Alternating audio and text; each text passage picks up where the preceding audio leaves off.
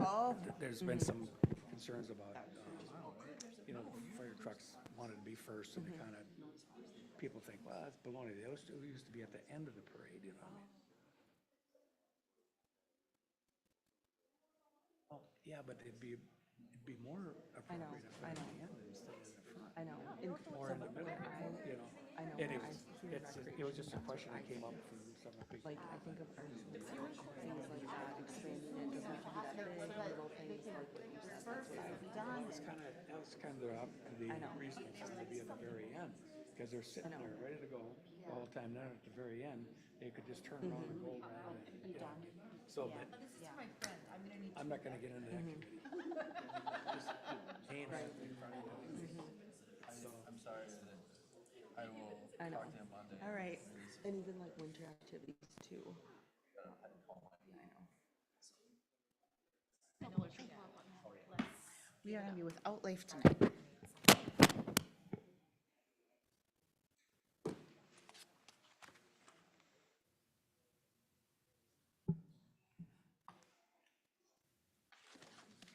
You hear something? Where's that coming from?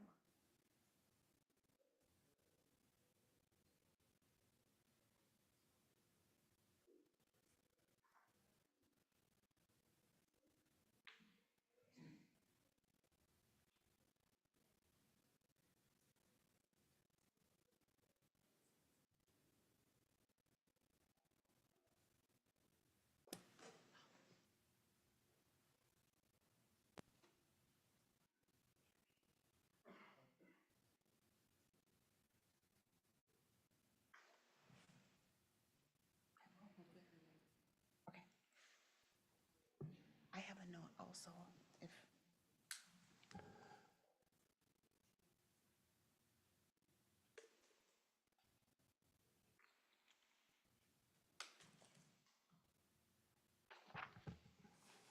All right, we are right at 7 o'clock, so I'll call tonight's city council meeting to order. And Jolene, can we have a roll call, please? here. Here. Councilmember Roberts. Here. Councilmember Erickson is absent. And Mayor Bain. Here. I'd like to invite everyone to rise and join us for the Pledge of Allegiance. Pledge allegiance to the flag.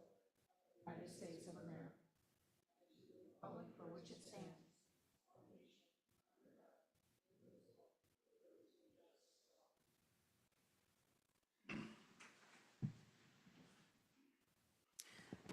Council, we have an agenda before you. I will entertain a motion to approve or any changes.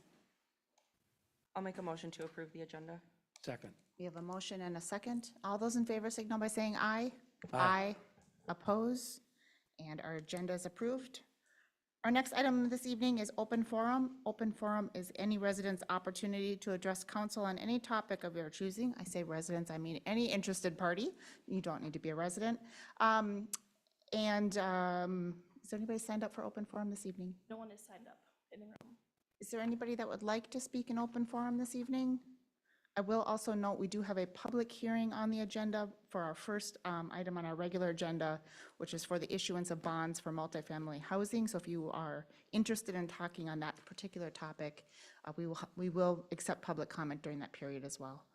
Before we close open forum, is there anybody that would like to speak tonight? All right, not seeing anyone come forward, we will close open forum and bring the agenda to council. Council, for your consideration tonight is a consent agenda that consists of items 6A through 6N, and I will entertain any motions. I'll make a motion that we approve consent agenda 6A through 6N. There's a motion to approve. Is there a second? Madam Mayor, I'd like to pull 6F off of consent agenda. Okay. Councilmember Husnick, will you amend your I motion? will amend my motion that we approve consent agenda 6A, B, C, D, and E, and then G, H, I, J, K, and L, and M, N, rather. All right. M, N. So we're just pulling one item. Okay, we have a motion for consent agenda, all items except item F. There is a motion. Is there a second? I'll second. We have a motion and a second. All those in favor signal by saying aye. Aye. Oppose, and motion carries. First item this evening is former consent agenda item 6F, which is to approve the lease agreement of Twin City Docks and Lifts and J&T Landscaping. Christina has this teed up from a staff memo perspective. Councilmember Roberts, let's maybe pull, it was your recommendation to pull this from consent. Do you want to maybe start conversation? Yes, at the airport's joint meeting with the Airport Commission, I'd asked a question about this land, Forest Land Nursery property, and wondering who had initially paid for that piece of property, since I've learned that it seems like it came from a general fund, so I'm wondering why this lease would be then going to the airport fund and not the general fund. Sure. I believe it's always been considered an asset of the airport, even though it was paid for through the general fund, like much of the airport land had been. And so for that reason, it had always been going there in the past. It wasn't budgeted there this year because previous staff thought that that relationship would come to an end. But we were able to come to terms on a 2-year agreement with them. Christina, or I don't know if this is a Christina, Kevin, or a Kevin question. Does approving the lease tonight lock us into which fund that goes into? If that is a question council wants to further explore, do we have some options that are kind of not tied to specific the lease approval? So the lease agreement does not specify where the funds go. Council can have this discussion during your budget process. Certainly you'll want to decide for the 2025 revenues where they go. You could make that decision in August and make it apply to the 2024 funds as well, since we won't have closed out the books by then. So there's no requirement to make that decision tonight. Just going to speak from my own opinion. I'm open to having the conversation about where the funds should go, given kind of the genesis of this piece of land, but I would like to see this approve the lease this evening.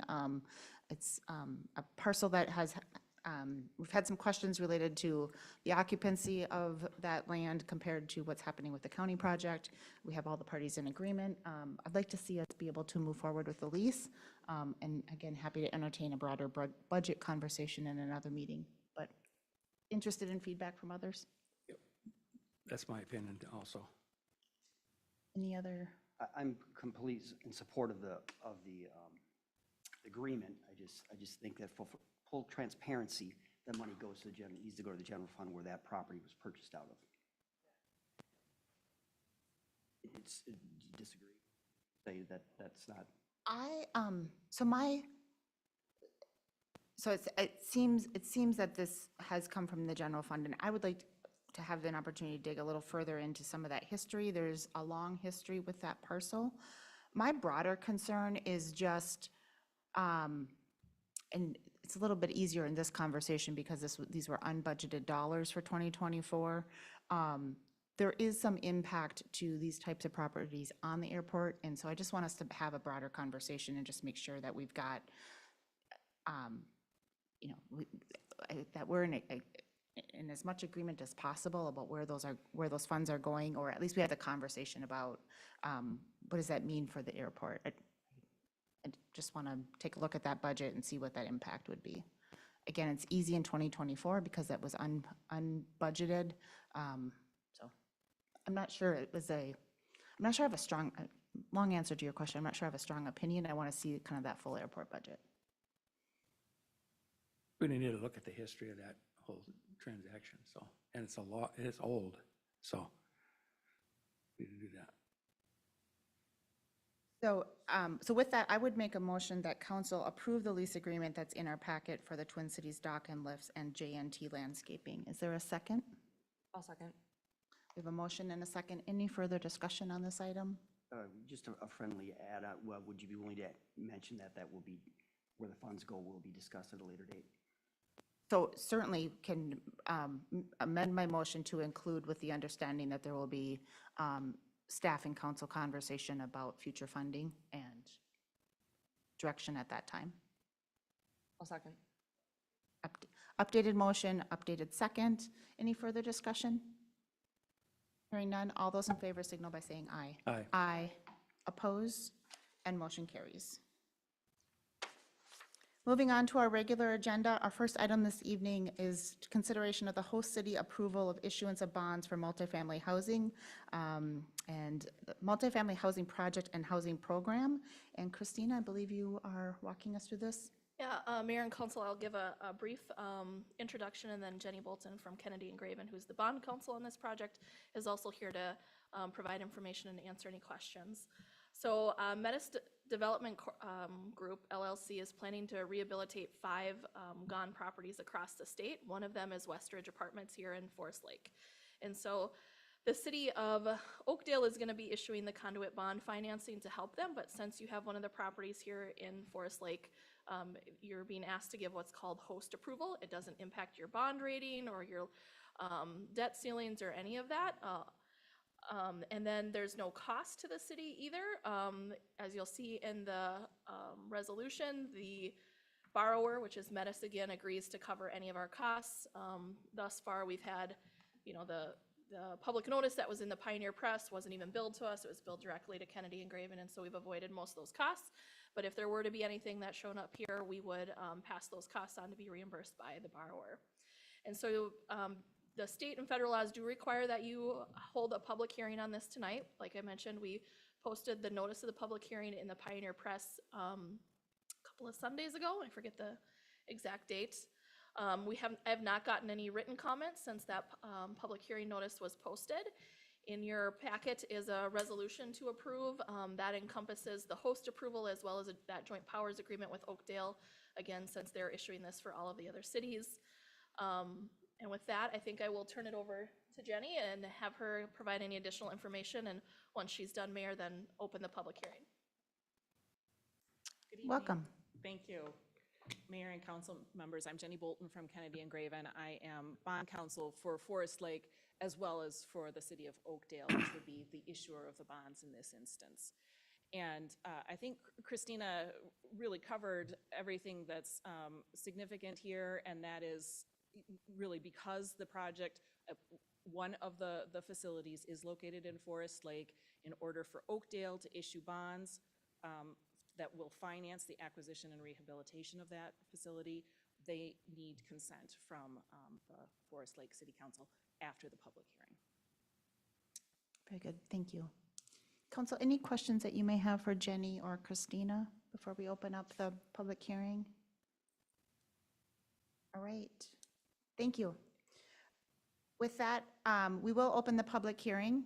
Is there anyone that would like to speak on this topic? We'll hold open for a moment. Jolene, do we have anyone online that would like to speak on this topic? If you are online and would like to speak in the public hearing, please raise your hand on Zoom so that you can be recognized. Mayor, the one attendee online has not raised their hand at this time. Okay. One more time, anyone else that would like to speak in public hearing?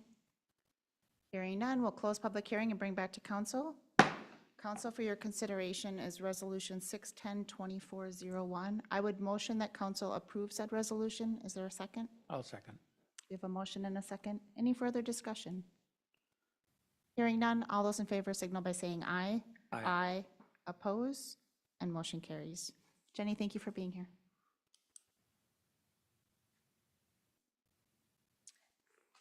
Next for consideration is our audit presentation by Bergen KDV. And Kevin, I believe you're going to kick us off. Yes, Mayor and City Council, it's that time of year where we have 2023 audited financial statements. So here tonight is the partner in charge of the audit, Andrew Grice. He will go over the results of the audit, and after his presentation, he'll be happy to answer any questions you may have, or I myself can answer any questions you have as well. So included in your packet is the 2023 Annual Comprehensive Financial Report, the communications letter, and then the report on legal compliance. With that, I will turn it over to Andy and go from there. Thanks, Kevin. Thank you, Welcome. Mayor, members of City Council, for having me here tonight. Here to present the audit results for the year ended December 31st, 2023. The first slide that we have is our audit communications and our independent auditors report, and just wanting to remind City Council what our role is as your auditor, and that's to provide assurance on the city's financial statements that they are fairly stated in all material respects. We do that through our audit opinion, and that audit opinion is a clean, unmodified opinion, and that's the best that we can give as your auditor. We also issue our report in accordance with government auditing standards. That report talks about our consideration of internal control over financial reporting, and we are required to provide any findings that rise to a significant deficiency or material weakness level. There was one finding related to a lack of segregation of accounting duties at that significant deficiency level, just to acknowledge that there's certain overlap in certain accounting functions, and it's a fairly common finding for cities, but just something that City Council should remain aware of. The other reporting that we have is our report in accordance with Minnesota legal compliance. The Office of the State Auditor requires that we provide a report if any instances of non-compliance come to our attention that are specifically addressed in the Office of the State Auditor's legal compliance guides. That includes certain state statutes related to contracts and bidding, deposits and investments, conflicts of interest, other miscellaneous provisions, and we had no findings to report in accordance with Minnesota legal compliance.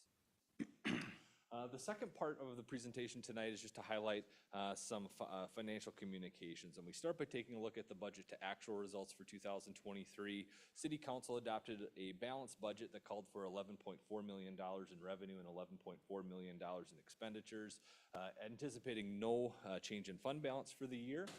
When we take a look at actual results here on the next slide, actual revenues came in at $11.8 million, $460,000 better than anticipated. Expenditures came in over budget by about $171,000, and that resulted in an increase in overall fund balance of $318,000. And we'll look at some of the details behind that here on the following slides.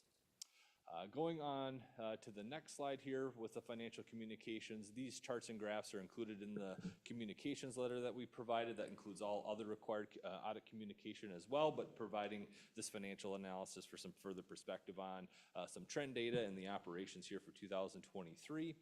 And as we saw, looking at the budget to actual results, overall fund balance increased by that $318,000. The city does maintain a policy related to fund balance to maintain a minimum unassigned fund balance of 50% of the subsequent year's budget, which basically was right on here for 2023 when compared to the 2024 budgeted expenditures. Going on to the next slide, we look at the 5-year history of general fund revenues. Back in 2022, it peaked with the coronavirus relief funds, and with those being spent in the prior year, we did see a decrease in overall revenue of about 9% or $1.2 million, mainly driven by that intergovernmental revenue category, which decreased by about $2.3 million related to that federal funding in the prior year. That was offset by an increase in property tax revenue with an increase in the levy. And then the other revenue category increased about $385,000. There were some unrealized losses that occurred in the general fund in 2022, and with better market rates and market conditions, there was a significant increase in investment income here for 2023. Going on to the next chart, this shows the sources of general fund revenue and just comparatively looking at comparing 2022 to 2023. With that significant shift in intergovernmental revenue, we did see that proportion decline from 21% down to 5% here in 2023, with offsetting increases in the other categories, taxes up to 79% of total general fund revenues, and then again, that other category increasing with the increase in investment income. The next chart takes a look at general fund budget to actual results, specifically the revenues. Again, those were $460,000 better than anticipated, mainly driven by investment income being better than anticipated with a conservative budget for investment income. All other areas were fairly consistent with budgeted amounts.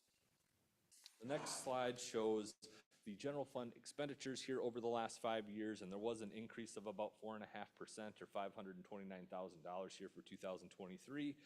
The largest driver there was public safety expenditures, which increased about 8% or about $500,000 with cost of living increases and step movements for police officers, also fire wages, and the state fire pension contribution that's passed through the city also increased.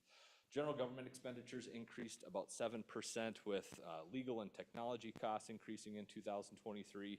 Culture and recreation increased about $150,000, and public works decreased about $200,000 with some allocation, change in allocation of wages for 2023.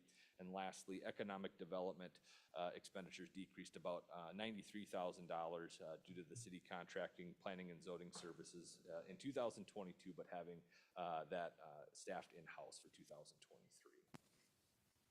The next chart shows the overall makeup of general fund expenditures by function, fairly consistent overall in how general fund expenditures are allocated by function, everything within about 1 percentage point, with the majority of expenditures going towards public safety at 57%, followed by general government at 19% and public works at 11%. The next chart shows the budget to actual results for on the expenditure side for the general fund, which again were about $170,000 or about 1.5% more than anticipated. Public safety being the largest contributor there, being $155,000 over budget with more salaries and benefits than anticipated. Economic development expenditures were about $100,000 under budget due to legal and other professional service fees being less. And then capital outlay was about $92,000 over budget due to the purchase of a dock, which was ultimately approved by City Council, but just was not included in the budget. The next slide, we start taking a look at the enterprise funds of the city, which operate a bit differently. These are on a full accrual basis of accounting, so you're going to see things like depreciation expense, and really gives you the full picture of the related cost of operating these services for city residents. The water fund did have an increase in revenue, operating revenue, going from about $2.5 million to just over $3 million with an increase in rates. Operating expenses were fairly consistent, and that resulted in operating income of about $985,000. Also wanted to provide that figured factoring out depreciation expenses. That's a non-cash operating expense, just to give her a better idea as to cash flow in this fund. And excluding depreciation, operating income of about $1.6 million for the year. Next, we'll take a look at the sewer fund. The sewer fund also experienced an increase in operating revenue with the increase in rates. Operating expenses also increased from about $3 million to $3.2 million, and as a result, operating income was $600,000 for the year. That was the highest in the 5 years presented. Excluding depreciation, operating income was at about $1.4 million for the year. The last slide that we have is a look at the tax capacity, levy, and rates at the city here for 2023. Total tax capacity was at $35.8 million, which is tied to market values within the city. That was the highest it's been in the 5 years presented, and that it also increased at a greater rate than the increase in the certified tax levy, which went from $12.3 million to about $13.1 million. And because that, again, market values increased at a greater rate than the certified tax levy, the tax rate decreased from about 41% down to about 36%, which is the lowest in the 5 years presented. That's a high-level look at our audit results and the financial analysis. And next, I'd like to open up for any questions. Could you repeat that? Kevin has a really great document that Yeah, it's all right here. Yeah, it's all kind of mind-boggling when you go through all of it. Council, any questions or follow-ups that we would have? I ask this question every year, and I think I probably know the answer, but I still have to ask. So what are our only area of lacking internal control structures and segregation of duties? Do we think that in the near term that is an item that we can overcome, or is this just a nature of our size and is going to be the I guess maybe the juice wouldn't be worth the squeeze to try to cover that, so. Yep, I was gonna go there with in terms of like a cost benefit Yes. analysis in terms of additional people really being needed in, at that level to try and reduce that any further. I think that significant deficiency level is a mid-level finding. It's something just to remain aware of because, you know, any changes in personnel, processes, you know, could impact that and could cause that to go to a more severe level. But I think, you know, mitigating controls are in place, compensating controls are in place to keep it at that mid-level finding. So I think outside of maybe evaluating additional, you know, employees in the finance department, some of the access needed at levels are just overlapping and are needed for operational purposes. But again, just something to continue to monitor and be aware of. Are we out of line with our peer cities of this size on experience, or is this a common finding you would have in a community of our size? It varies. I think some, you know, have different structures and, you know, may have third parties come in terms of consulting and outsourcing, which, you know, provides sometimes some less access to perform multiple functions. But I would say that, you know, it's fairly common overall. Very good. Any other questions? So, Go ahead. One question for you, Andrew. Sure. On the water and sewer fund, the revenues of 980 some and 673, is that percentage-wise, kind of same question to our peers about the same? Do you see anything too high or too low there? That varies quite a bit as well, just based on operating methodology in terms of trying to finance capital improvements internally, avoid long-term debt financing for some of the obviously significant infrastructure, you know, needed to provide some of those utilities. So I think that does just provide more flexibility and you know, ability to, you know, keep some of that interest expense away from those funds and using, you know, the internal reserves that are available for that going forward. So I would say probably more a question in terms of capital planning and what's coming down the line. Sure. Any other questions? And Kevin, you are looking for official action for us this evening to accept the audit report, is that right? Yes, Your Honor, the official motion to accept the 2023 annual financial report. Very good. Andrew, thank you for being here this evening. I would move that council accept the 2023 audit report as presented. Is there a second? I'll second. I have a motion and a second. Any further discussion? Hearing none, all those in favor signal by saying aye. Aye. Aye, oppose, and motion approved. Thank you so much. Thank you. All right. Our next item on our agenda this evening is item 7C, which is consideration of resolution 610-2405, which is to authorize sale of general obligations 2024A. And Kevin, this is you as well. Yes, as Mayor and City Council, in front of you is a resolution to approve the issuance of general obligation equipment certificates. Back in 2023, a 10-year capital improvement plan was approved, and a part of that plan was a purchase of 2 fire trucks and 2 snowplow trucks. And the funding of those purchases were identified to be through the issuance of equipment certificates. These were purchases done or authorized a couple years ago, but with all the delays going back to the pandemic, these fire trucks are now being delivered and money is starting to be incurred, so we're ready to issue those equipment certificates. Well, this is the first approval of many that is needed from council. This is authorizing our consultant, Ellers, to go and obtain the bids for that competitive sale process. If council approves that resolution tonight, I will then work with Ellers on some things in between. The next major step would be the city doing a bond rating call. That consists of getting a call from S&P to get our bond rating. Currently, our rating is at AA+, which is very strong. And really what that shows is if the higher the bond rating, the better interest rate that the city will get. So we're looking, I just been working with Ellers today. We're actually looking at doing that call rating on July 8th. And I know in the packet it says that the schedule is to approve that winning bid at the July 8th meeting, but we would actually be looking at approving that bid at the July 22nd meeting. So with that, I'm here to answer any questions you have about the process or anything in the resolution as it relates to this issuance of equipment certificates. Kevin, council, any questions that we may have?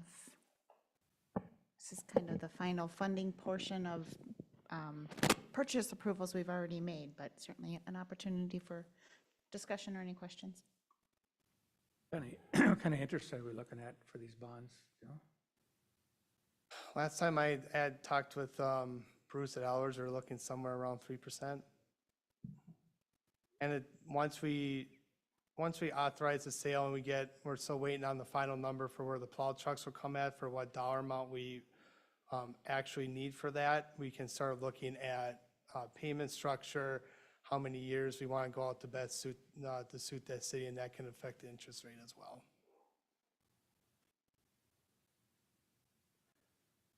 So Kevin, multiple step process. So tonight's resolution allows us to authorize, and then this would come back for council in the end of July. Is that right?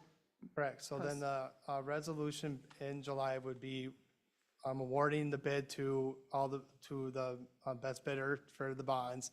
And then we would be looking at the city receiving those proceeds from that issuance about mid-August. Council, any other questions? Sounds like we may be ready for a motion if anyone's ready. Yeah, this has been approved for quite some time, and so I make a motion that we adopt Resolution 06-10-24-05, a resolution providing for the issuance of and sale of general obligation equipment certificates, Series 2024A, I guess, in proposed aggregate principal amount of $2,390,000. I'll second. We have a motion and a second. Any further discussion? Hearing none. All those in favor signal by saying aye. Aye. Oppose, and motion carries. Thank you, Kevin. All right, our next item is item 7D, which is a streetlight request, and Dave. Good evening, mayors and mayor and council. I come every couple years with a streetlight request. Little background on this one. Last year, the association out at Pioneer Point approached Public Works to request 6 lights be put up between Highway 97 and the development where the housing starts. Lights would meet about city standard, be placed, spread out. There's a picture of how that request a little farther down in your packet. I took that request in, submitted it to Xcel Energy, and their cost came to about $30,000 to put those lights in. OA and myself recognized that was quite high for 6 lights, so they went back to the drawing board and picked that one light that's kind of right on that curve as you come in there. So they amended their request to have that one light put in, that to Xcel Energy, and they came back with a cost of, well, 2 options. One, you can pay a little more at the beginning and your monthly payment is less, or one you pay a little more per month, but basically over a 25-year period it'll cost. Every street light that we don't own that's not a blue light, we pay a maintenance fee on. A little over $100,000 annually just on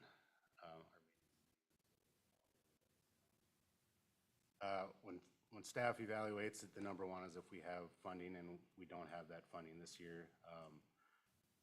At all the streetlight paintings downtown, so that fund has.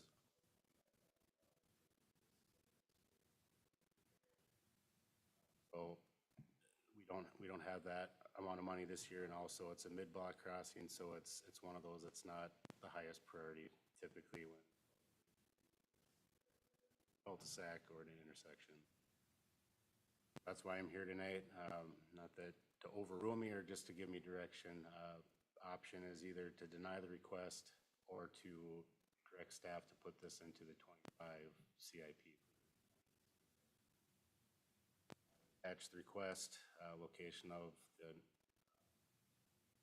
initial light spacing, and then cost sheet broken down.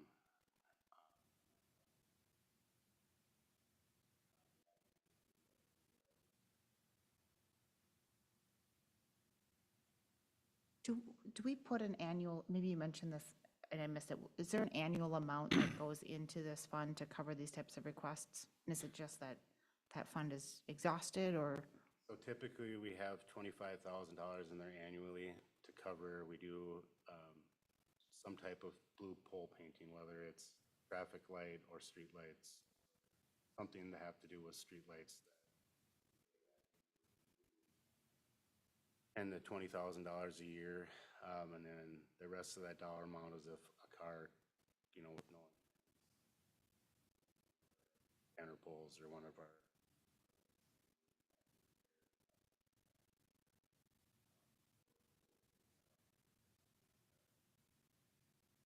project that we're doing with the streetlight paintings about will come in around $17,000 if you funds in June.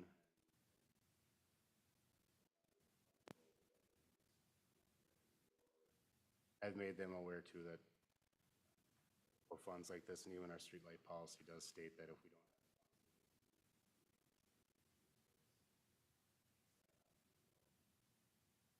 So they're expecting that if this is approved, it's not until 2025? Is that common understanding? Yeah, I mean, that's why I told them we needed to come to council because we don't have the funding for it, and we're looking for, either direction to put it in next year's.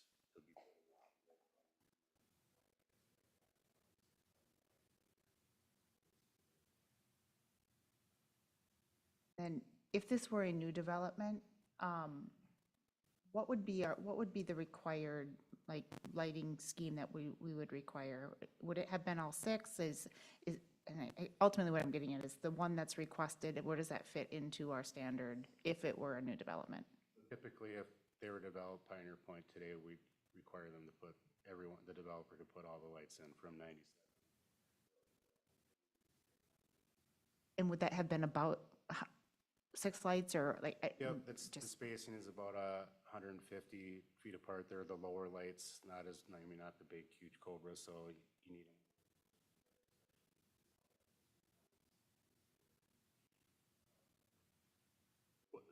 The other option is also if you have one, if the request comes in 5 years to add another one.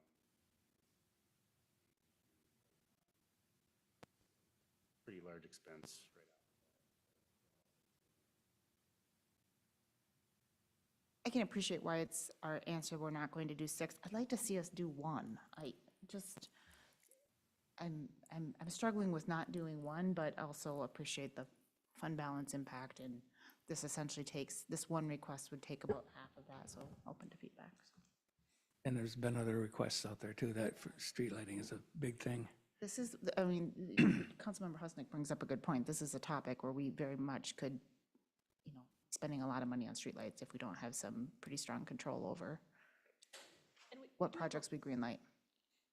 We have a policy that Director Adams mentioned, and maybe we need to walk through the criteria and why he scored it low too. So it's That not would just a also be matter of not helpful. having funding, right? That But would it also be doesn't meet the helpful. criteria. Yeah, we've had requests in the past too that if they're not dead end or intersection, they're mid-block, or too close together, they get, that area, because there's just, if you are putting one in there, so you're not whole thing, and then does it just pattern of every year?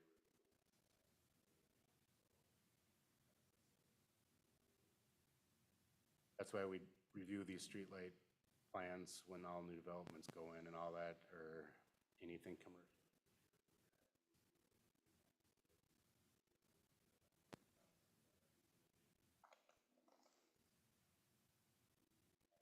All of them, yeah, it adds up to a lot, but you can see.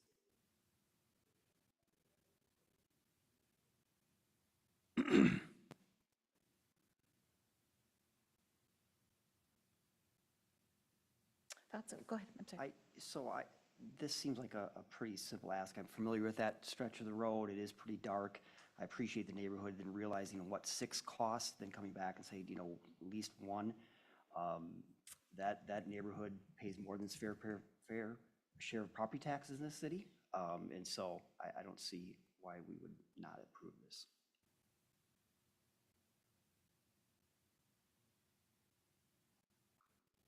Does seem like one is, Dave, I'm looking in your packet for the criteria. Where, I just wanted to give that another look, and I am not seeing them.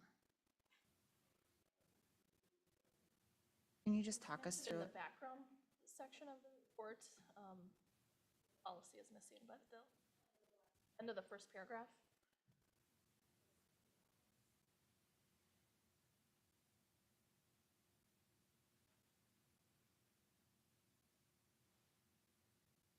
Traffic hazard, intersections, dead-end streets, and mid-block locations.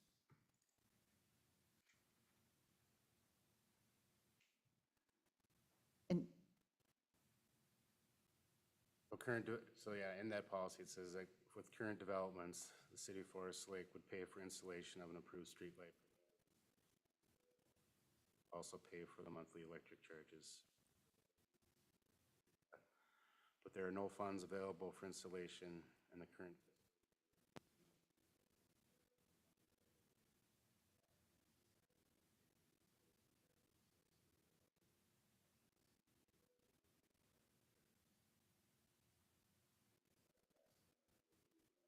Up, and they said they wouldn't be requesting the streetlight if they had the money to put one up. so in this instance, because they don't score high on the criteria, then it goes into based on fund availability? Is that right? Yep, number one is traffic hazard, that would be it. And then number two is intersections, three is dead-end streets, four is mid-block locations. Scores them if they're multiple street light requests. Got it.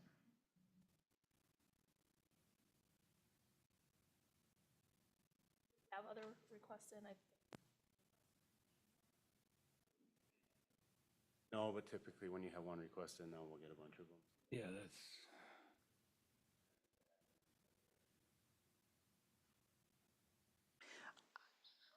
I'm just, this is an easier answer for me to hold tight to the policy when it's, there's other lights and it's maybe a lack, it's a mid-block request, but there's a light here and a light here. Here we've got an entire neighborhood where there's none. That's what makes seems like the exception is warranted, especially if we've come from, a request of 6 down to 1, and in a time when, 2025, conceivably, there are some funds available for it. So I'm leaning towards a yes unless someone has. yeah. This is gonna, street lighting is a big thing. It's a big deal. And we gotta figure out some way of getting going on it somehow. can I just ask, because this is new to me, so I want to make sure we understand. So if you say, if the council says yes tonight, then we still have to go through the budgeting process. And if we get a bunch of these requests, they still aren't getting their streetlight unless they score high enough, right? I just want to make sure that people aren't leaving the room tonight with the wrong. Is that correct on how the policy works? Yeah, I'm struggling for a yes, only because I know I want streetlights everywhere. But for me, it's a struggle because it's ranked so low.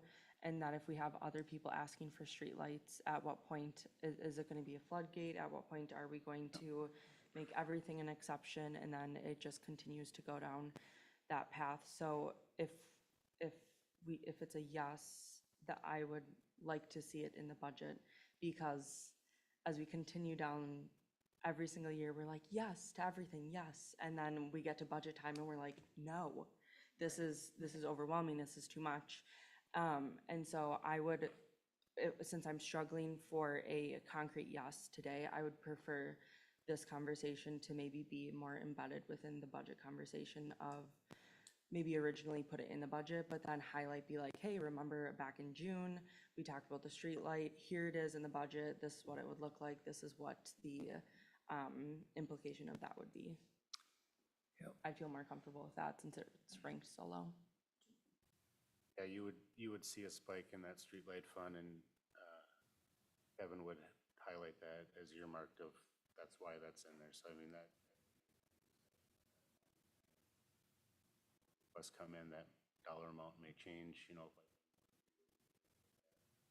budget, and then you might have $1,000, and then that Yeah, because at the other side of that coin, we got to be thinking about the fact that we're going to be at a 15% levy as it is, and try to explain that. So Besides- is it possible to have this, rather than us ad hoc approve these, is what I'm hearing that instead we would consider them kind of all at one time as part of the budget, and then we've got potentially multiple requests and their scoring, as well as other competing projects like painting streetlights, right? So we could paint fewer and install more, right? So we could make a, rather than making a one-off decision, make a kind of an overall decision based on overall funding? possible. You can't waiver too much because we're trying to get on a 5-year cycle of repainting these streetlights and off on that schedule and try to get herself on a routine schedule, all rusted out. There's some wiggle room, but not, let's just not paint anything this year and then Well, and I think that forces us to make that decision, right? Of if we are committed to that 5-year, there's reasons why we've said we need to do that, then we also need to fund it and need to hold all things constant.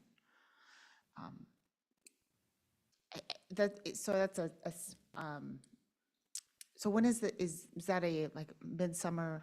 I mean, it seems like we're not too far away from needing to have that conversation, right? So us not making a decision tonight is going to potentially delay a decision for Would at be least through August when you have preliminary, your budget workshop. preliminary levy. Still, so that still Right. keeps them on schedule for next year if that was the plan anyways. I would rather revisit at that time. Do we have other requests that are kind of pending?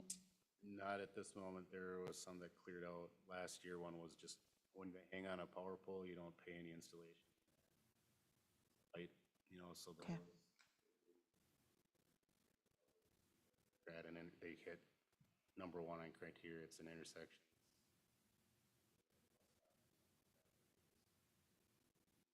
Cost that you're running electrical line and question. I guess all I'm looking, if this is a definitely maybe, then we can add that on to the budget. I'd still like if we get something between now and then, if our absolute denials, or I'd still like.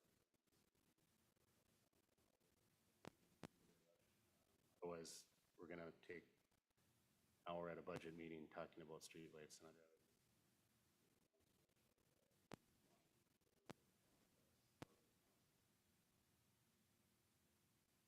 I did have a conversation with a resident earlier this year and gave him a copy of the policy, so I don't know that it's gotten turned in yet, but Right.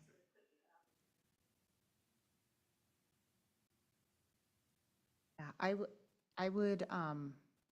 I think making this decision along with the budget is probably the most prudent to do. These requests come quite frequently, and it's tough when it's low scoring, but it's low scoring because of the way the development went in, right? Like, this was not the way we would develop today, and it's bridging that gap that's happened many, many years ago. That's what's so challenging. And we have, unfortunately, a fair number of pockets in the community where that is the case. So let's make a budget decision. I would move that we table this decision tonight until after we've had a future budget conversation. Is there a second on a table? I'll second. We have a motion and a second. All those in favor of tabling signal by saying aye. Aye. Oppose, and we have this tabled. Okay. Next for consideration is 7E, request for proposal for Public Works Facility Space Needs Study, and Christina. yeah, so Mayor and Council, I've put together in your packet a request for proposals for a space needs study or assessment out at the Public Works Facility. This is a project that's been in your 10-year plan. The previous administrator had put together a proposal last fall, but it included much more than what's in here. I've really pared it back to to kind of take these things in smaller steps. It included master planning for the site that could be a park in the future. It included work with our city engineer to get utilities out there. We already know the utilities are running down the property line due to serving the Washington County Environmental Center, and a few other things that got taken out. And so I'm bringing this forward to you now because there is money in the 2024 budget to do this study. So you don't have, this doesn't have to be a budget discussion item for 25. I also think, this will give you some data to help you make some decisions about where to plan for that Public Works facility replacement. I did tour the site last week, and, of the 4 communities that I've served in, it is by far the worst condition I've seen for Public Works staff. So I hope that we can gather the data that's necessary to help you decide which way to move forward.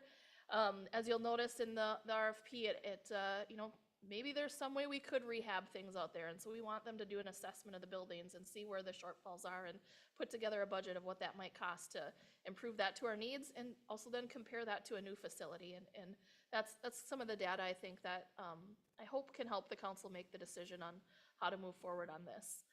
I think I'll just leave it at that and maybe answer questions. I know that we got some public comments. I kind of noted, I think, some fair feedback where maybe we'll take some language out so that we're not predetermining the outcome of things. But as I had noted previously, also other areas that I respectfully disagree with. So we'll take direction from council tonight on whatever changes otherwise that you might like to see to this RFP. The hope is to get it issued out this week and back next month, and then start working with a stakeholder group of our staff and working through that process with the consultant and giving them 120 to 180 days to bring that back to you. Probably with that time frame would be early next year that you would see that. But again, my understanding is this Public Works facility is at least a couple years out, so nothing is really impacted by not getting it wrapped up this year, and we can encumber most of the funds for this year. So. Well, sorry about that. Thank you, Christina. Council, let's just open it up. I know that there was a kind of a follow-up that Christine had provided us. I had some suggestions for possible changes. I'm open to changes if I could go any way on a number of topics. So wherever we want to start, I'm open for start the conversation. Feedback? Well, I guess the big thing is we're looking at whether or not we really want to hire somebody to do this study. And so what they would do is basically tell us what we need. There wouldn't be any building specifications or anything like that, I would assume. It's really like blocks on a map, if you will. We know the site where it's going to be, so it's just kind of spacing that out really at a high level, like I say, blocks based upon discussion of how many office spaces or training rooms and bays and all of that kind of stuff that we give feedback on that we need, and it's based upon our growth. And I know that was one of the questions.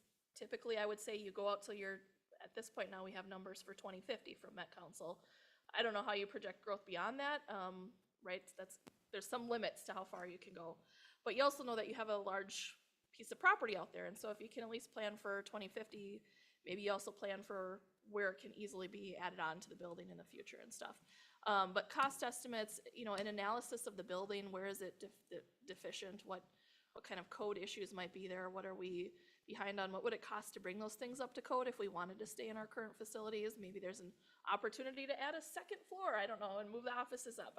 I don't know what the answer is, right? That's why you go through this process. But then the idea is you turn this information over to the council and you can weigh those options in helping you decide how to move forward.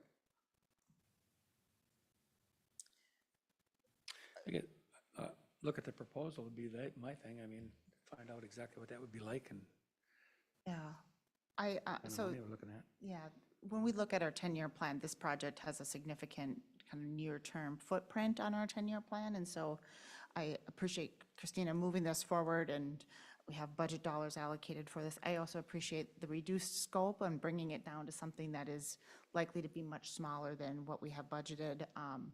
I agree with the changes of scope that were made. At a high level, I support this, but again, I think there were some very specific comments if folks had thoughts on, happy to entertain. I'm comfortable with this. Christine, I think you mentioned that you, not so long ago, recently went through the same process in a former city, and so you have that experience, and that's basically how you came up with this. So I'm comfortable going forward and be interested to see what we get for pricing on something. Any other points of feedback or questions on the study? Or I'm sorry, the request for RFP for a study? Like we may be ready for a motion if anyone's ready?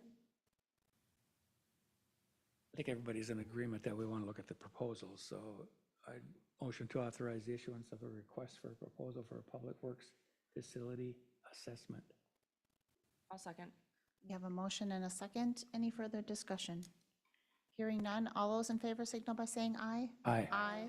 Oppose? And motion carries. Our next item this evening is consideration of ordinance 738, which is to amend City Code 31.55-31.5, or to 3159, the Airport Commission, and Christina. Mayor and council, we had some discussion on this last month and got some feedback from council, and so I brought to you a new ordinance for your consideration tonight to adopt that would amend 3 sections of the Airport Commission Code. The first is in the membership section, which we talked about last time, that in addition to the 5 appointed members, there would be 1 non-voting ad hoc representative from the city council that would be appointed. They can participate and attend all the meetings in whatever manner the commission may participate as deemed appropriate. Last week we had some question about whether or not the non-voting member could hold one of the offices. I think this language allows them to decide what that level of participation is. Last week also at the Airport Commission meeting, as you know, they appointed a chair, vice chair, and secretary. So we're adding those 2 positions, vice chair and secretary, into the code. In the next section about meetings and reports, last month we had talked about making it bi-monthly. There's still the language in there that allows them to meet more frequently if something comes up, but the bi-monthly more accurately reflects that they're meeting every other month. Another one of the requests from Councilmember Erickson at the last meeting was to add some language about an airport manager. And the language that you see in 31.58 very closely resembles what's in the South St. Paul ordinance for their airport manager in their airport commission. That's where that language comes from. I know that we have a secretary who takes minutes, but this is just, we got to make sure that somebody on staff is keeping track of those minutes and they're in our record. It's been challenging as a new person to try and dig all those out, and there's some gaps.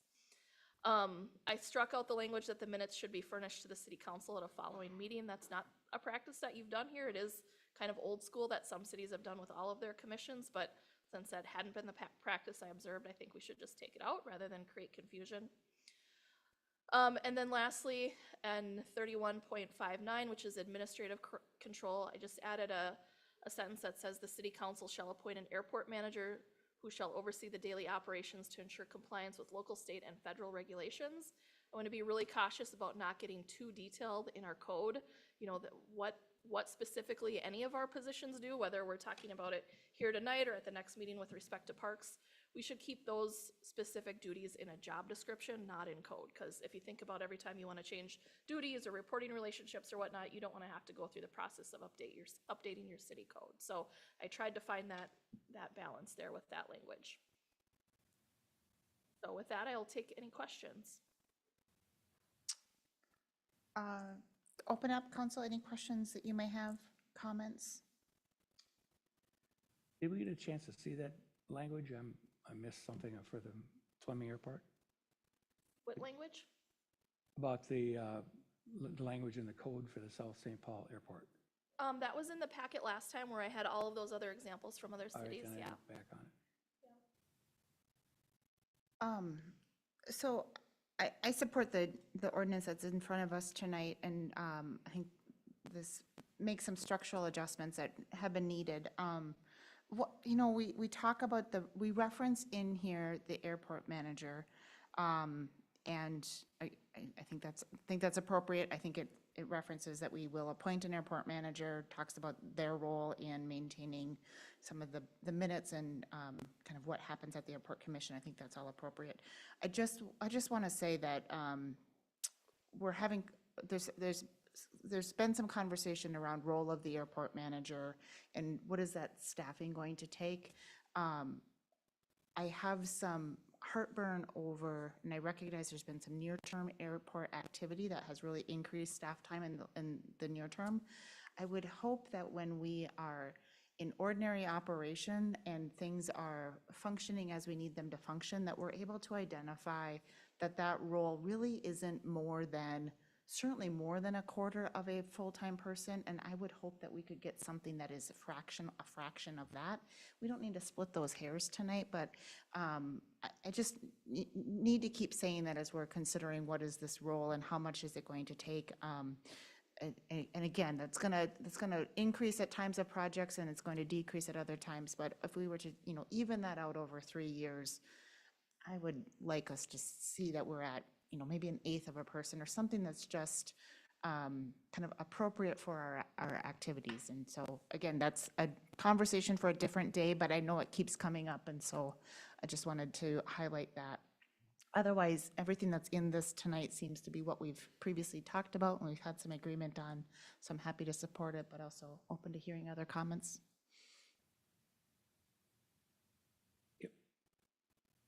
Any other points of feedback or concern? This is I agree with you, Mara. I mean, we had a really good situation here until Dan left. I mean, he did a great job out there and keeping everybody in line and taking care of the pumps and all kinds of, he was in taking care of the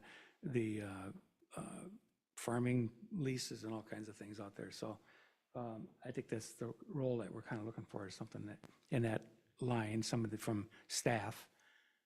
The last thing you want to do is ever have anybody out there that has a direct contact with the airport.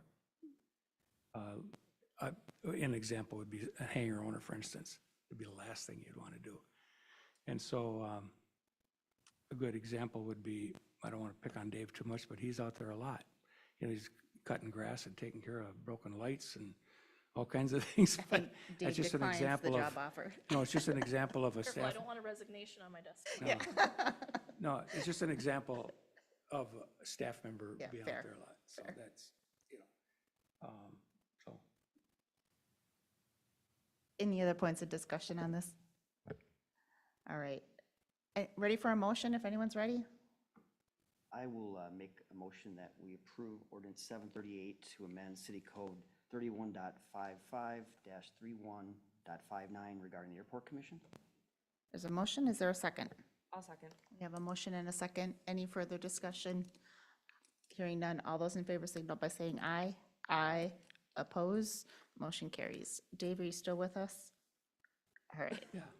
He'll be talking to me later, Checking in. I'm sure. He's talking me down. Yeah. Lock the doors. All right, moving on to item 7G, which is the award the contract for taxiway A3 and Taxi Lane Bravo extension project. Silas, we've got you here tonight. Thank you for another trip to Forest Lake. Good evening, Mayor Bain and members of council. Appreciate the opportunity to continue the discussion from the May 28th meeting about the proposed taxiway A3 and Taxi Lane Bravo extension projects proposed at the airport. So there was 2 questions posed at the council meeting on May 28th during the discussion that I wasn't able to answer at that time. One of them was in regards to what happens with the state funding appropriated for the Taxi Lane Bravo extension project if council elects not to move forward with the taxi lane extension in that area. And then if there's a construction schedule, if there would be any impacts to local events that are planned. So I'll start with answering the first question in regards to impacts to state funding for the project.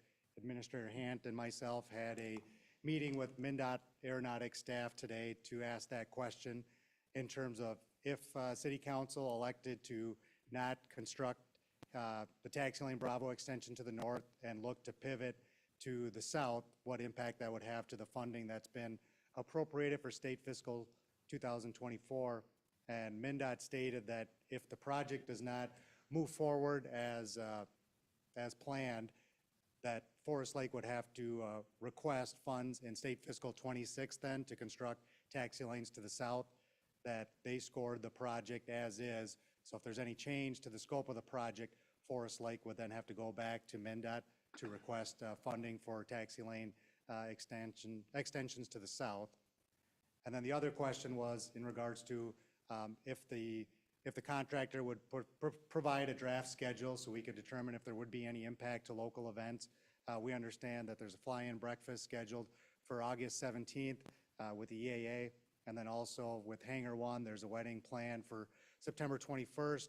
So I reached out to the contractor, and they've stated that as the schedule sits right now, they would plan to have all construction completed before the fly-in breakfast on August 17th and not have any impact to the 2 local events that are on schedule. So I'd be happy to address or answer any other questions or comments that any members of council may have about the project. Thank you, Silas. Council, let's just open it up. Any questions that you may have? Everybody knows where I stand on it, so. So helpful to hear MnDOT's thoughts on pivoting these dollars to the south. And also just want to acknowledge everyone's kind of patience as we've kind of taken a pause to ask some additional questions and dive a little deeper. I think our conversation at the Airport Commission was incredibly helpful. Just getting additional information that just helps make a better decision. You know, I personally, I come back to, we've had a long-term airport layout plan, and this has been part of the plan for quite some time.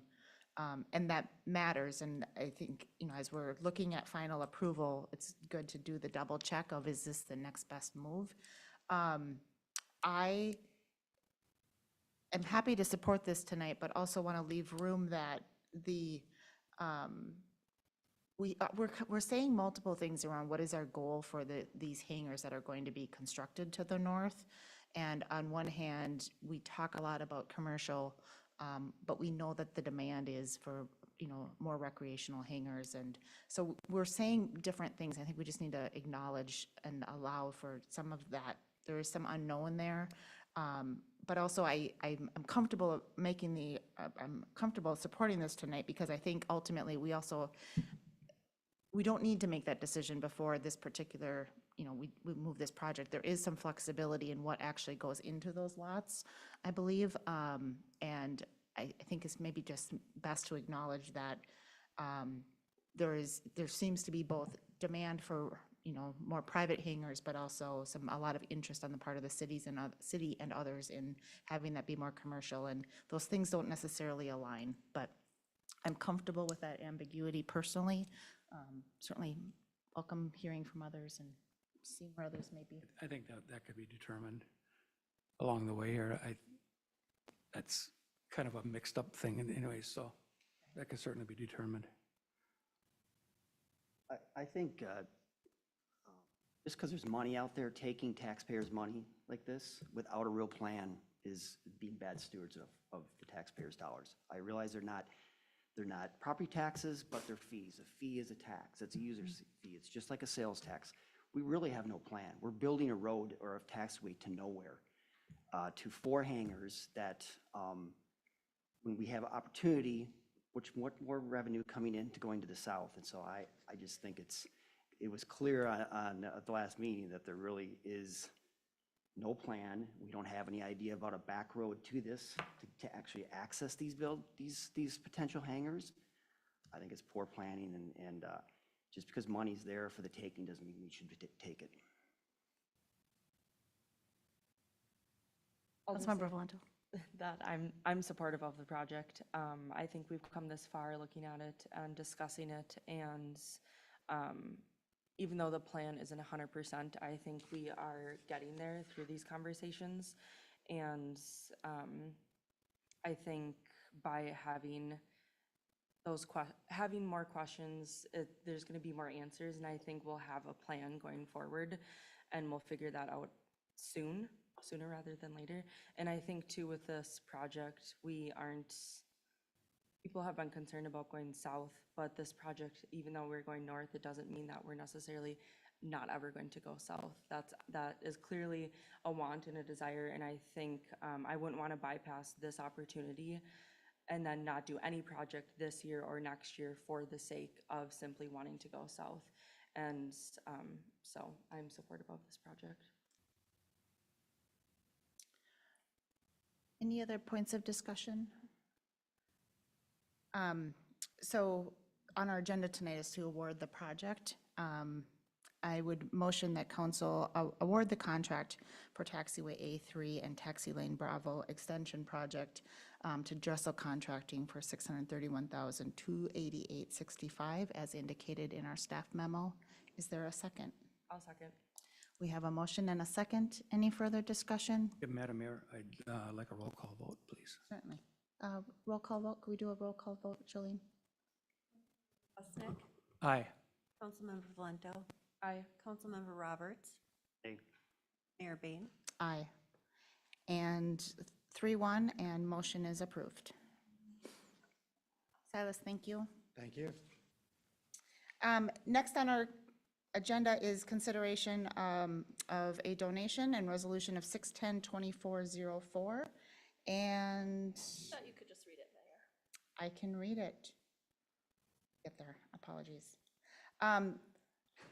Forest Lake Lions Club has generously donated $2,600 for the purpose of funding the Forest Lake Senior Center and supporting senior center activities. And also a donation of $1,500 was made for the purpose of supporting the Future Veterans Memorial.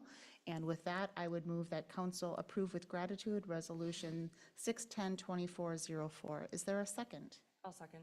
I have a motion and a second. Any discussion? Hearing none, all those in favor signal by saying aye. Aye. Aye. Oppose? And motion's approved. Thank you so much. We do not have any discussion items this evening, fairly lengthy work agenda, so we're going to move right into staff updates. Angeline No updates this evening. and Kevin, No updates. Christina. Just watch your emails. Next week is your interview process, obviously, for the city administrator. We may cancel the work session on Monday, just because I know you've got a heavy lift next week, and there's nothing, in my opinion, that's really pressing that we need to do. So watch for updates from me on that by the end of the week. Very good. Thank you, Christina. Amanda. Yeah, on that note, one thing, just keep in mind, all day Thursday, the 20th, is booked and that evening. And then also Friday morning, we do have that period blocked off as well. It's unclear if that will be needed, but we want to make sure that we have that noticed as a meeting in the event that council wants to sleep on it before they make a decision on Friday. And we have that, do we have that starting at 9 a.m. on Friday, the 21st? Julian, is it 9 or 9:30? That is the time we have 9. slated. Yeah, 9 a.m. Perfect. It hasn't been officially noticed yet, though, so if we need to, Or we've got time between now and next week. We just have to give a 3-day, it'll be a special meeting. Yep. Second thing for me is cannabis. So just looking for some direction from council on, From city administrator to campus. yeah, just a nice little segue. I had nothing, so I just popped right over to cannabis. Obviously, there was another sort of round of legislation that went through this last legislative cycle.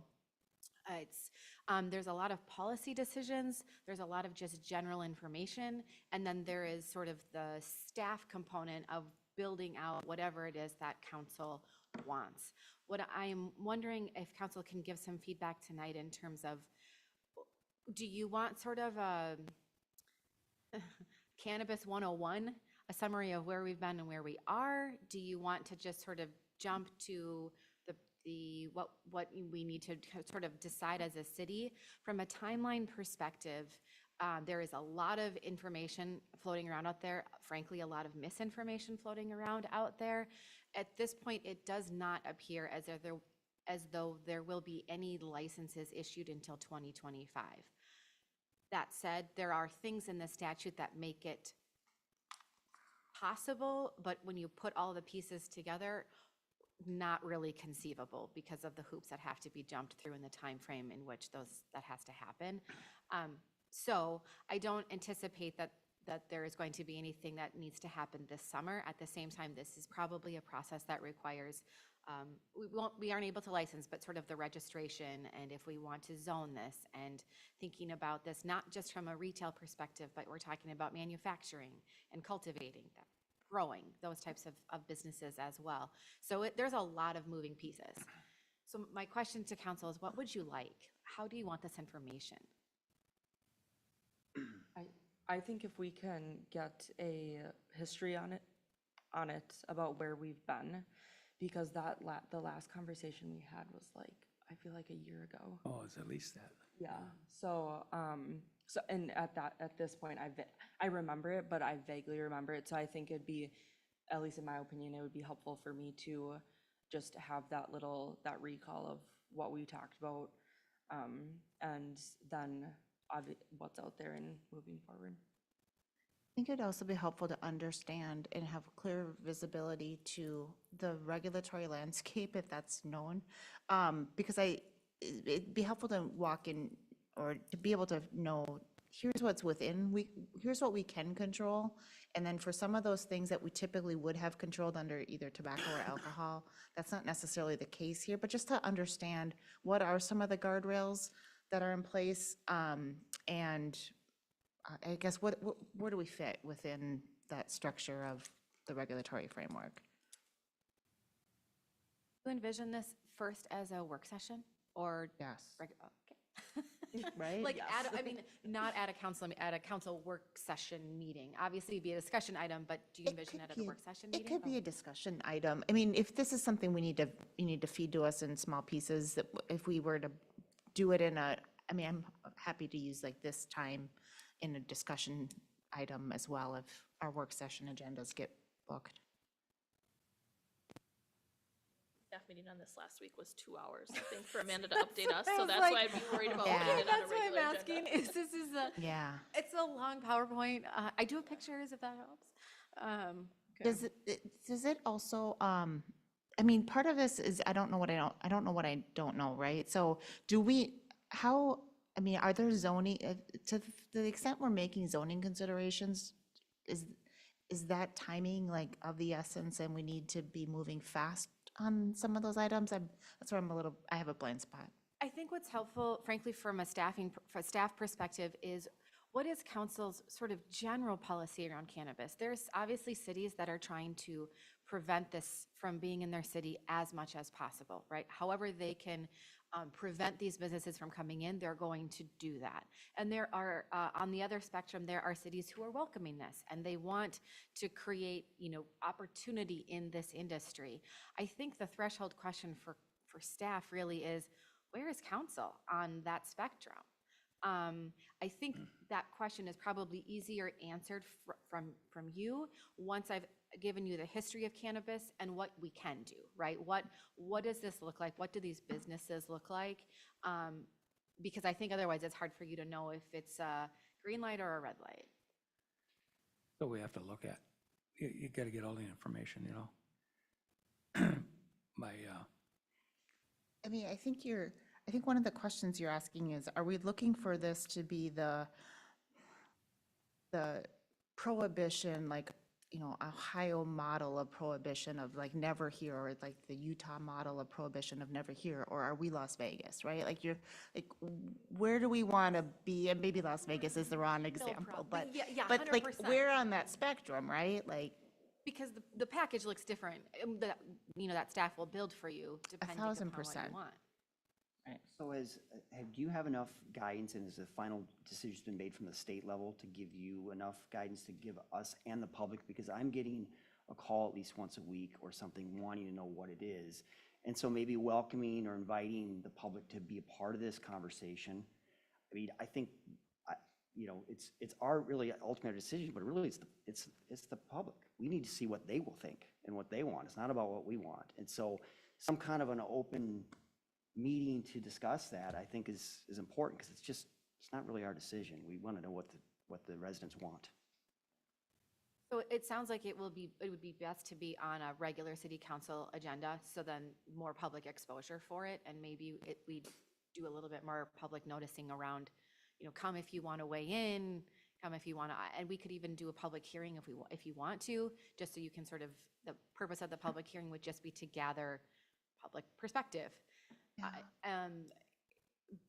But to answer, Councilmember Roberts, to answer your original question, yes, there is enough information from the state at this point that I think I can fill in the four corners of the box. What still has to be built out is a lot of the things that the Office of Cannabis Management needs to do, which are sort of the granular rules. But in terms of what this sort of looks like, we have a pretty good idea at this point.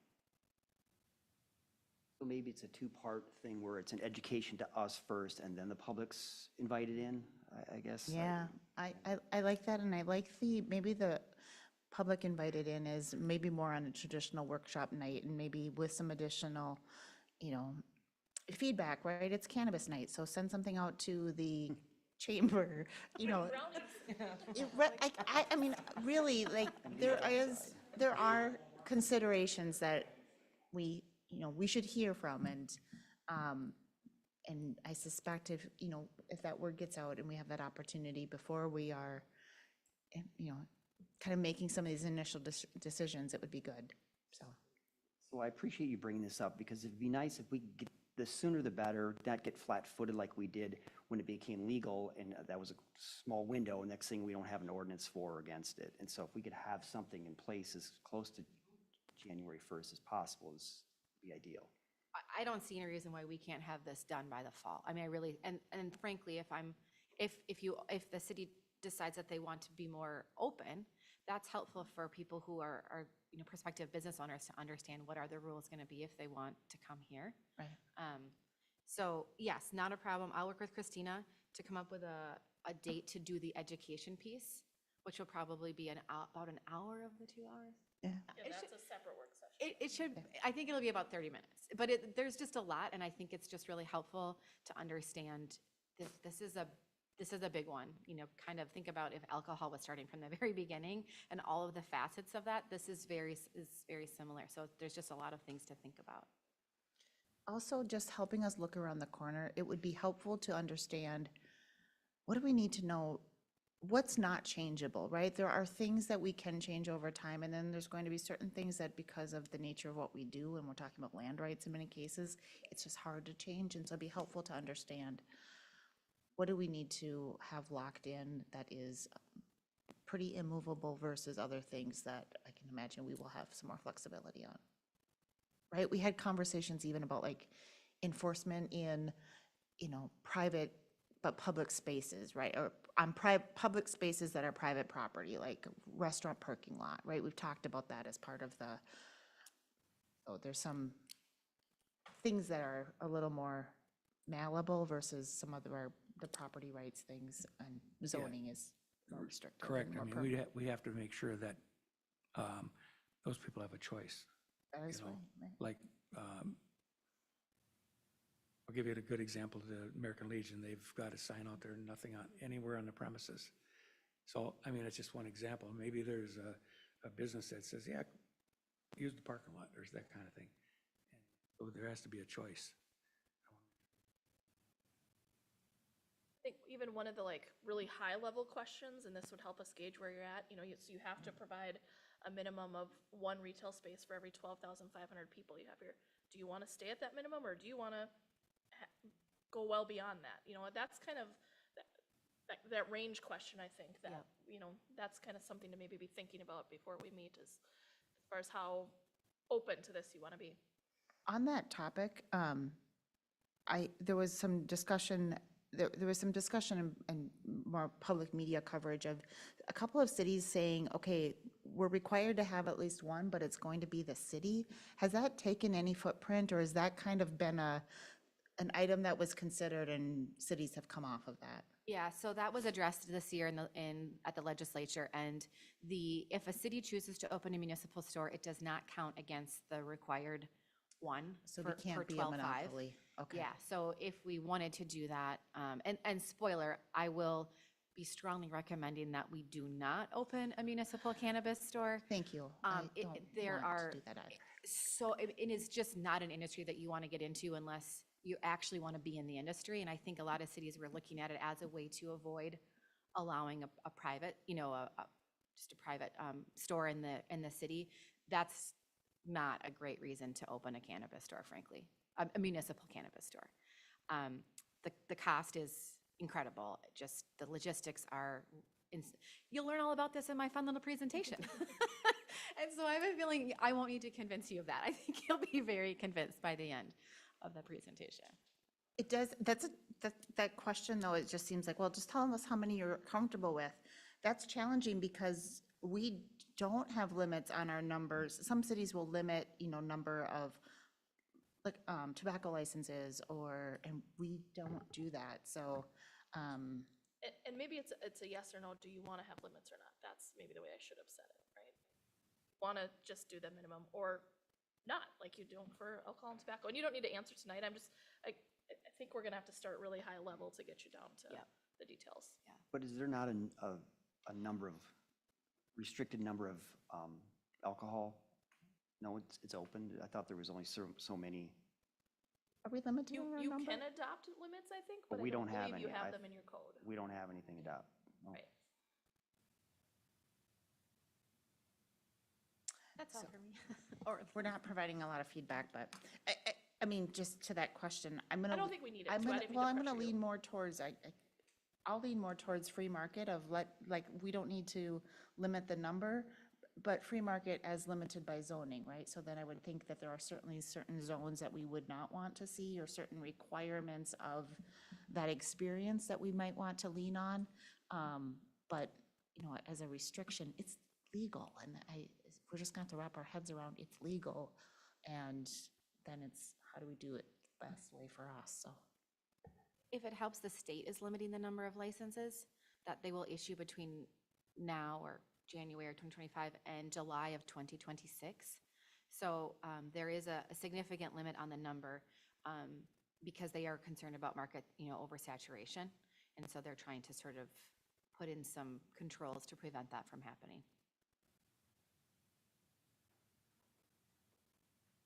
Well, I we think look I've forward got- to Cannabis 101. Okay, sounds good, thank you. They follow that update. Dave, you got it, what do you I have? don't know how to follow that. A few updates. The weed harvester starts next Monday. So that'll start on Third Lake. They alternate starting every year. So last year we started on First Lake and worked east this west. So falls on that. If we don't do dock cleaning, we follow the DNR scale or anything you get requests, just send them along to me and I can talk to the residents about that. Few Belts Park updates, getting submittals and contracts signed for the court rehab. So that's well on its way, waiting for the counter offer from the church for the parking agreements. I haven't heard back from them yet. You may have noticed the water puddle that's kind of by the old baseball field. We harvested the egg line last fall in preparation for that reconstruction of the park. So it was purposely left low because when they mass graded the park, they would have filled that back in. It would have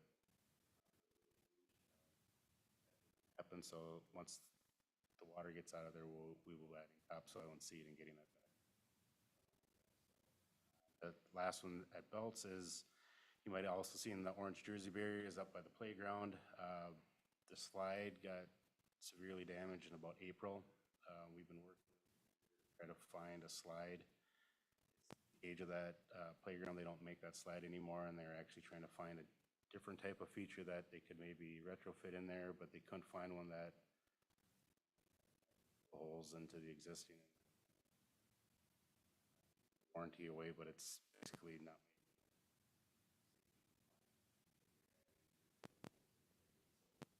Did find a railing. Those Jersey barriers will go away. We left them there because there's a foundation for the slide, just in case we had found that slide, but orange things, the downside is it's probably 12 to 13 weeks. They can still use it as just plywood in there and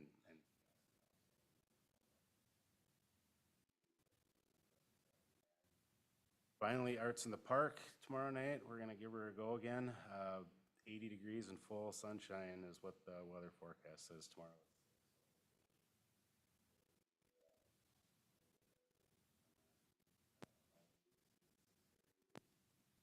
5 vendors and about 12 or 15 food trucks, so down and have some fun down there. I have. Thank you, Dave. Ryan? Mayor, City Council, just a few updates. The Local Street Project has been working down in the Southview development area by the South Water Tower. A lot of work that's been going on there is the concrete curb and gutter replacements, spot repairs, and then storm sewer repairs that are underground. So things will look like they're moving a lot faster now by the end of the week when they start doing some pavement removals and getting that prepped.